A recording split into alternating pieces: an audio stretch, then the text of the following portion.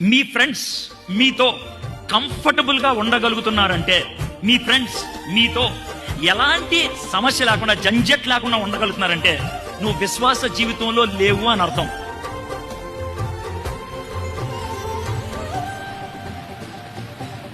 Silent గా ఆలోచించుకోండి.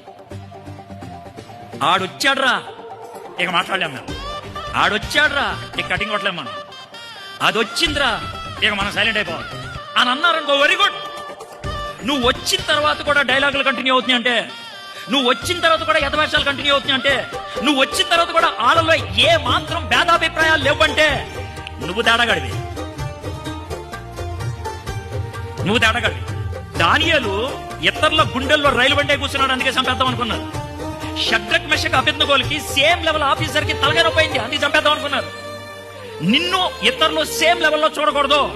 10 మంది లంచం తీసుకునేవాడు ఉంటే 11వ వాడు లంచం తీసుకున్నాడు అనుకో, 10 మందికి టెన్షన్. నువ్వు టెన్షన్ కలిగించట్లేదంటే నీలో విశ్వాసం లేదని అర్థం, పవిత్రత లేదని అర్థం.